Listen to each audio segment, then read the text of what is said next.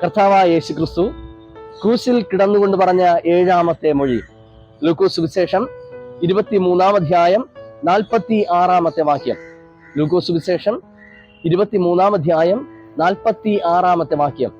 യേശു അത്യുച്ചത്തിൽ, പിതാവേ, ഞാൻ എൻ്റെ ആത്മാവിനെ തൃക്കയിൽ ഭരമേൽപ്പിക്കുന്നു എന്ന് നിലവിളിച്ച് പറഞ്ഞു.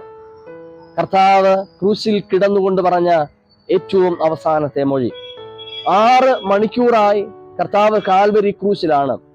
3 ആണിമേൽ തൂങ്ങി കർത്താവ് കാൽവരി ക്രൂശിൽ കിടക്കുകയാണ്. മുൾക്കിരീടം തലയിൽ അടിച്ചു കയറ്റിയത് മുഖാന്തരം തലച്ചോറിൽ നിന്നും തലയോട്ടിയിൽ നിന്നും രക്തം വാർന്നൊഴുകുന്നുണ്ട്. തന്റെ ശരീരത്തിൽ ആണികളേറ്റ പാടുകളിലൂടെ രക്തം ധാരധാരയായി ഒഴുകുകയാണ്.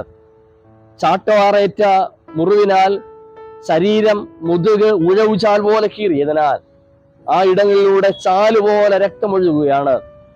ഈ വിധത്തെ 6 മണിക്കൂർ കർത്താവ് കഠിനമായ വേദന അനുഭവിക്കുമ്പോൾ ലോക ജനതയോട് സംസാരിക്കുന്ന ഏറ്റവും ആത്മീക ഉണർവിന്റെ 7 വചനങ്ങൾ. അതിൽ ഏറ്റവും അവസാനത്തെ വചനം, ഏറ്റവും അവസാനത്തെ മൊഴി അത് പ്രകാരമാണ്: പിതാവേ, എന്റെ ആത്മാവിനെ തൃക്കരങ്ങളിലേക്ക് ഭരമേൽപ്പിക്കുന്നു. പിതാവേ, എന്റെ ആത്മാവിനെ അവിടത്തെ കരങ്ങളിലേക്ക് ഭരമേൽപ്പിക്കുന്നു. പിതാവ്, ഇവർ ചെയ്യുന്നത് ഇന്നത് എന്ന് അറിയായക കൊണ്ട് ഇവരോട് ക്ഷമിക്കണമേ എന്ന് പിതാവ് എന്ന് അപ്പനെ, ദൈവത്തെ അഭിസംബോധന ചെയ്തുകൊണ്ട് ആരംഭിക്കുന്ന 1-ാമത്തെ മൊഴി മുതൽ 7-ാമത്തെ മൊഴി അവസാനിക്കുമ്പോഴും കർത്താവ് ദൈവത്തെ പിതാവെ എന്ന് അഭിസംബോധന ചെയ്തുകൊണ്ട് പറഞ്ഞ് അവസാനിപ്പിക്കുന്നതാണ് 7-ാമത്തെ മൊഴി. പിതാവ് എന്ന ബന്ധത്തിൽ, ദൈവവുമായിട്ടുള്ള പിതാവ് എന്ന ബന്ധത്തിൽ ആരംഭിക്കുന്ന മൊഴികൾ 7-ാമത്തെ മൊഴിയിലൂടെ പിതാവ് എന്ന ബന്ധത്തിൽ അവസാനിപ്പിക്കുന്നതായിട്ട് നമുക്ക് കാണുവാനായിട്ട് കഴിയും. ഇടയ്ക്ക് ചില വേളയിൽ ദൈവമേ എന്ന് ഒരുപക്ഷെ പിതാപുത്ര ബന്ധത്തിൽ നിന്നുള്ള ഒരു അകൽച്ച ആ ഭാഗത്ത് കാണുവാൻ കഴിയും.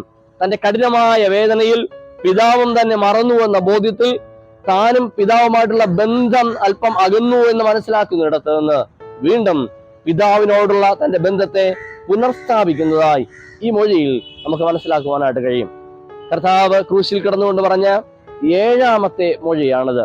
വിശുദ്ധ വേദപുസ്തകത്തിൽ 7 എന്ന സംഖ്യയ്ക്ക് ഒത്തിരി പ്രാധാന്യങ്ങളുണ്ട്. പൂർണ്ണതയുടെ സംഖ്യയായി, വിശ്രമത്തിന്റെ സംഖ്യയായി, ദൈവീകതയുടെ സംഖ്യയായിട്ടൊക്കെ കാണുന്നതാണ് 7-ാമത്തെ സംഖ്യ. 6 ദിവസം അധ്വാനിച്ച് സകല സൃഷ്ടിയും നടത്തിയിട്ട് ദൈവം 7-ാമത്തെ ദിവസം വിശ്രമിച്ചു എന്നാണ്. 6 മൊഴികൾ പറഞ്ഞ് ഏറ്റവും അവസാനമായി തന്റെ ആത്മാവിനെ ദൈവത്തിന്റെ കരങ്ങളിലേക്ക് ഭരമേൽപ്പിക്കുമ്പോൾ 7-ാമത് കർത്താവ് പറയുകയാണ്: പിതാവേ, എന്റെ ആത്മാവിനെ അവിടുത്തെ കരങ്ങളിലേക്ക് ഭരമേൽപ്പിക്കുകയാണ്. 6 ദിവസ സൃഷ്ടി കഴിഞ്ഞ് 7-ാമത്തെ ദിവസം ദൈവം വിശ്രമിച്ചതുപോലെ കർത്താവും ഇവിടെ ഇതാ വിശ്രമിപ്പാനായിട്ട് തുടങ്ങുകയാണ്. മനുഷ്യനും ദൈവവും തമ്മിൽ നിലനിന്നിരുന്ന അകൽച്ചയെ കർത്താവ് കാൽവരി ക്രൂശിൽ പൂർത്തീകരിച്ച് 7-ാമത്തെ പൂർണ്ണതയുടെ സമ്പൂർണതയുടെ മൊഴി നൽകി തന്റെ ആത്മാവിനെ ഏൽപ്പിക്കുന്നു എന്നതാണ്. ഈ മൊഴി നമുക്ക് നൽകുന്ന അനേകം ആത്മീക ബോധ്യങ്ങളുണ്ട്. സങ്കീർത്തനം 31-ാം അധ്യായം 5-ാമത്തെ വാക്യത്തിൽ സങ്കീർത്തനക്കാരനായ ദാവീദ് ദൈവത്തോട് പ്രകാരം പ്രാർത്ഥിക്കുന്നുണ്ട്: നിന്റെ കയ്യിൽ ഞാൻ എൻ്റെ ആത്മാവിനെ ഭരമേൽപ്പിക്കുന്നു, നിന്റെ കയ്യിൽ ഞാൻ എൻ്റെ ആത്മാവിനെ ഭരമേൽപ്പിക്കുന്നു. ദാവീദിന്റെ ഈ പ്രാർത്ഥന, 31-ാം സങ്കീർത്തനം 5-ാം വാക്യത്തിൽ ഈ പ്രാർത്ഥന തുടർന്നുള്ള യഹൂദന്മാരുടെ വിശ്വാസമനുസരിച്ച്, യഹൂദന്മാരുടെ പാരമ്പര്യ പ്രകാരം അവരുടെ രാത്രി പ്രാർത്ഥനയുടെ ഒരു ഭാഗമായിട്ട് മാറിയ പ്രാർത്ഥനയാണ്. എല്ലാ യഹൂദനും രാത്രികാലം വിശ്രമിക്കുന്നതിന് മുമ്പായി ഈ പ്രാർത്ഥന പ്രാർത്ഥിച്ചിട്ടാണ് വിശ്രമത്തിലേക്ക് പ്രവേശിക്കുന്നത്. കൊച്ചു കുഞ്ഞുങ്ങൾ മുതൽ മുതിർന്നവർ വരെ ആബാലവൃദ്ധ ജനങ്ങളും രാത്രികാല വിശ്രമത്തിന് മുമ്പുള്ള പ്രാർത്ഥനയായി പ്രാർത്ഥിക്കുന്നത് സങ്കീർത്തനം 31-5 ഈ സങ്കീർത്തനം നൽകുന്ന അർത്ഥത്തെ മനസ്സിലാക്കി രാത്രികാലങ്ങളിൽ തങ്ങൾ വിശ്രമിപ്പാനായിട്ട് കടന്നു പോകുമ്പോൾ തങ്ങളുടെ ആത്മാവ് ദൈവത്തിന്റെ കരങ്ങളിൽ സുരക്ഷിതമാണ് എന്നതാണ് അവരുടെ വിശ്വാസം. രാത്രി നിദ്രയുടെ മധ്യേ തങ്ങളുടെ സംരക്ഷകനായി ദൈവം തങ്ങളോട് കൂടെയുണ്ട് എന്നും, നിദ്രാമധ്യേ തങ്ങളുടെ ആത്മാവിനെ സംരക്ഷിപ്പാൻ തങ്ങൾക്ക് കഴിയാതിരിക്കുന്ന ഇടങ്ങളിൽ ദൈവത്തിന്റെ കരങ്ങളിലേക്ക് ദൈവത്തിലുള്ള സമ്പൂർണമായ വിശ്വാസത്തോടെ ആത്മാവിനെ സമർപ്പിക്കുന്ന പ്രാർത്ഥനയാണ് പിതാവേ, ദൈവമേ, എന്റെ ആത്മാവിനെ തൃക്കരങ്ങളിൽ ഭരമേൽപ്പിക്കുന്നു എന്നത്. കർത്താവ് ഈ പ്രാർത്ഥന ആവർത്തിക്കുകയാണ്. കാരണം താൻ ഒരു വിശ്രമത്തിലേക്ക് പ്രവേശിക്കുകയാണ്. താനൊരു അന്ധകാരത്തിന്റെ മധ്യേ വിശ്രമത്തിലേക്ക് കർത്താവ് പ്രവേശിക്കുകയാണ്. പിതാവ് എന്റെ ആത്മാവ് സുരക്ഷിതമായിട്ട് കരുതുമെന്ന ബോധ്യം, പിതാവിന്റെ മേൽ തനിക്കുള്ള പരിപൂർണമായ വിശ്വാസമാണ് ഈ വാക്യത്തിലൂടെ നമുക്ക് കാണുവാനായിട്ട് കഴിയുക. ഏഴാമത്തെ മൊഴി നമുക്ക് നൽകുന്ന ചിന്ത അപ്രകാരമാണ്. കർത്താവിന് പിതാവിലുള്ള വിശ്വാസമാണ് ഏഴാമത്തെ മൊഴി പ്രഖ്യാപിക്കുന്നത്. ഏഴാമത്തെ മൊഴി നമുക്ക് നൽകുന്ന മറ്റു ചില ചിന്തകളുമുണ്ട്. സാധാരണ രാത്രികാലങ്ങളിൽ കുഞ്ഞുങ്ങൾ ഉറങ്ങുവാനായിട്ട് തുടങ്ങുന്നതിന് മുമ്പ് മാതാപിതാക്കളുടെ അരികിൽ കടന്നു വന്ന് ഗുഡ് ബൈ പറഞ്ഞ് മടങ്ങാറുണ്ട്. ചിലപ്പോഴും കുഞ്ഞുങ്ങൾ ഗുഡ് ബൈ മാത്രമല്ല പറയുന്നത്, അവർ പറയും C you in the morning, പ്രഭാതത്തിൽ നമുക്ക് കാണാം. അപ്പ അമ്മ ഞാൻ കിടക്കാൻ പോവുകയാണ്, നാളെ രാവിലെ നമുക്ക് കാണാം. കർത്താവ് പറയുന്ന മൊഴിയും ആ ഒരർത്ഥമാണ്. ഇതാ ഈ അന്ധകാരത്തിന്റെ മധ്യേ ഞാൻ എൻ്റെ ആത്മാവ് അവിടുത്തെ കരങ്ങളിൽ ഭരമേൽപ്പിക്കുകയാണ്. പ്രഭാതത്തിൽ നമുക്ക് ഒരുമിച്ച് കാണാം, പ്രഭാതത്തിൽ നമുക്ക് ഒരുമിച്ച് കാണാം. കർത്താവ് പിതാവിനോട് മാത്രം പറയുന്ന ഒരു വാക്കല്ല ഇത്. ലോക ജനതയോട് കർത്താവ് പറയുകയാണ്, കുറഞ്ഞോ എന്ന് കഴിഞ്ഞാൽ നിങ്ങൾ എന്നെ കാണുകയില്ല, എന്നാൽ പിന്നീടും നിങ്ങൾ എന്നെ കാണും. കുറച്ചു ദിവസം കഴിഞ്ഞാൽ നിങ്ങൾ എന്നെ കാണില്ല, പക്ഷെ പിന്നീടും നിങ്ങൾ എന്നെ കാണും. കർത്താവ് 31-ാം സങ്കീർത്തനം 5-ാമത്തെ വാക്യം തന്റെ 7-ാമത്തെ മൊഴിയിൽ ആവർത്തിക്കുമ്പോൾ അത് കേൾക്കുന്ന യഹൂദ ജനതയെ സംബന്ധിച്ച് കണ്ണുനീരിന്റെ, വേദനയുടെ, നിരാശയുടെ വാക്കുകളല്ല ഇത്. ഇന്നലെ വരെ ഞങ്ങളോട് കൂടെ ഉണ്ടായിരുന്ന കർത്താവ് എന്നേക്കുമായി നഷ്ടമാകുന്നു എന്ന വേദനയും ഭാരവുമല്ല. കർത്താവിന്റെ സജീവ സാന്നിധ്യം ഞങ്ങൾക്ക് നഷ്ടമാവുകയാണല്ലോ, ഇനി ഒരിക്കലും കർത്താവിനെ കാണുവാൻ കഴിയുകയില്ലല്ലോ എന്ന ദുഃഖങ്ങളൊന്നുമില്ല. 7-ാമത്തെ മൊഴി അവരിൽ പ്രതീക്ഷയും പ്രത്യാശയുമാണ് പകരുന്നത്. എപ്രകാരമാണ് എന്നറിയില്ല, പക്ഷെ കർത്താവിന്റെ 7-ാമത്തെ മൊഴി അവർക്ക് നൽകുന്നത് പ്രതീക്ഷയും പ്രത്യാശയുമാണ്. അവർക്കറിയാം, ഇതാ കാൽവരി ക്രൂശിൽ ചില നിമിഷങ്ങൾക്കകം കർത്താവിന്റെ ജീവൻ വെടിയുകയാണ്, കർത്താവ് മരിക്കും. പക്ഷെ കർത്താവ് പറഞ്ഞ 7-ാമത്തെ മൊഴി അത് സാധാരണ മരണസമയത്ത് പറയുന്ന ഒരു മൊഴിയല്ല, പകരം സാധാരണ രാത്രികാലങ്ങളിൽ ഉറങ്ങുന്നതിന് മുമ്പ് പറയുന്ന ഒരു വാചകമാണ്. ഈ വാചകം പറഞ്ഞ് ഉറങ്ങുന്ന വ്യക്തി അടുത്ത പ്രഭാതത്തിൽ ഉണരുന്നുണ്ട്. ഈ ആത്മാവ് ദൈവം അവരിലേക്ക് മടക്കി നൽകി ജീവനോടെ അവർ എഴുന്നേൽക്കുന്നുണ്ട്. കർത്താവ് 7-ാമതായി പറയുന്ന ഈ മൊഴിയും യഹൂദന്മാർക്ക്, ഇസ്രായേൽ ജനതയ്ക്ക്, ക്രൈസ്തവർക്ക് പ്രതീക്ഷയായി, പ്രത്യാശയായിട്ട് മാറുന്നത് ഇത് രാത്രികാല പ്രാർത്ഥനയുടെ ഭാഗമാണ് എന്നതുകൊണ്ടാണ്. ഈ മൊഴി നൽകുന്ന പ്രത്യാശ ഇതാണ്: അടുത്ത പ്രഭാതത്തിൽ നമുക്ക് വീണ്ടും കാണാം, അടുത്ത പ്രഭാതത്തിൽ നമുക്ക് വീണ്ടും കാണാം. ഈ രാത്രിയോടെ, ഈ ക്രൂശോടെ എന്റെ ജീവിതം അവസാനിക്കുന്നില്ല. മറ്റൊരു പ്രഭാതത്തിൽ വീണ്ടും നിങ്ങളെ മുഖാമുഖം കാണുന്ന അവസ്ഥയിലേക്ക് എനിക്ക് പ്രവേശിപ്പാൻ കഴിയും എന്നതാണ്.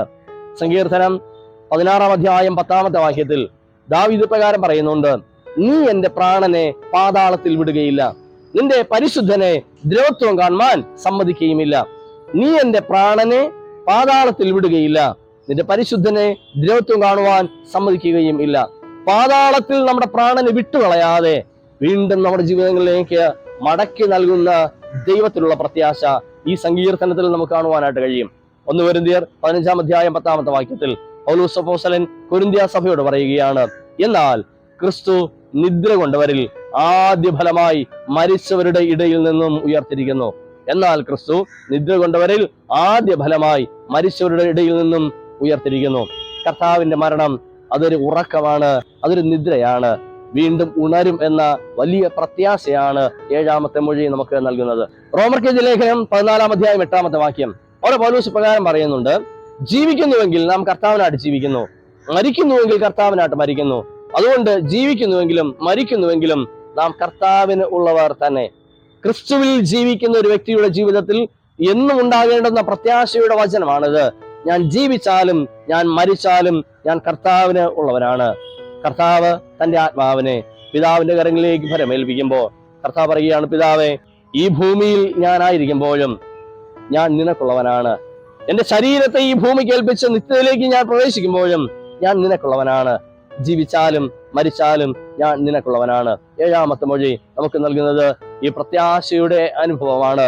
സങ്കീർത്തനം 30-5 ദാവീദ് പറയുന്നുണ്ട്: ഉഷസ്സെങ്കിലോ ആനന്ദാഘോഷം വരുന്നു, ഉഷസ്സെങ്കിലോ ആനന്ദാഘോഷം വരുന്നു.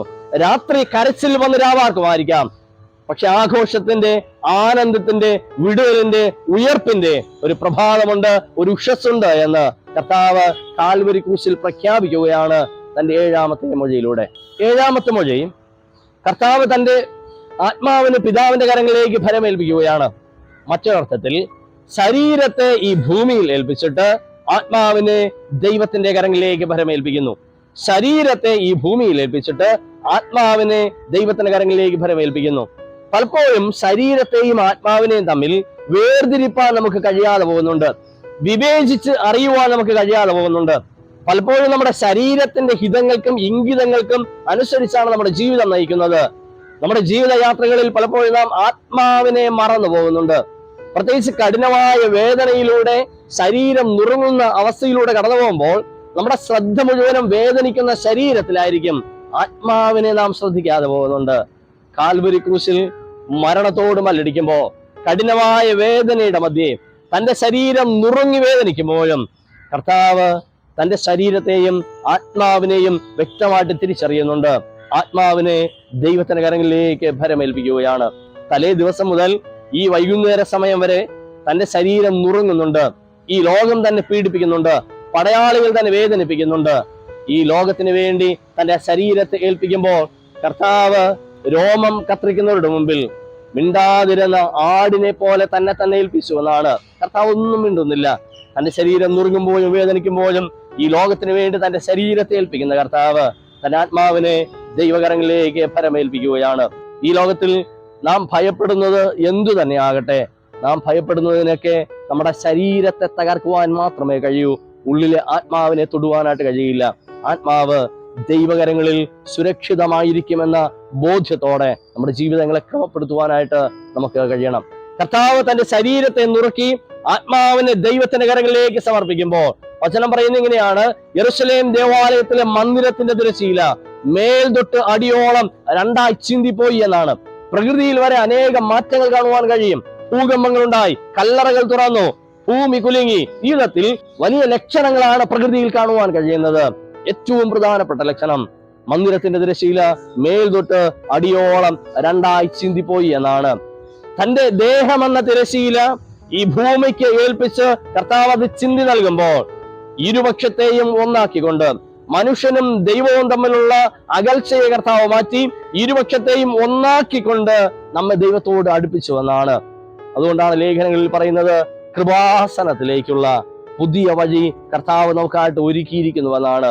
ആ പുതിയ വഴി തന്റെ ശരീരത്തെ ഈ ലോകത്തിന് വേണ്ടി സമർപ്പിച്ചുകൊണ്ട് തകർത്തുകൊണ്ട് കർത്താവ് ഒരുക്കുകയാണ്.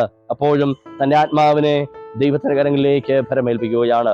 ഏഴാമത്തെ മൊഴി അത് പ്രതീക്ഷയുടെ പ്രത്യാശയുടെ മൊഴിയാണ്. ഏഴാമത്തെ മൊഴി ഉയർപ്പിന്റെ സന്ദേശം പേറുന്ന മൊഴിയാണ്. ഈ ക്രൂശിലൂടെ എന്റെ ജീവിതം അവസാനിക്കുന്നില്ല.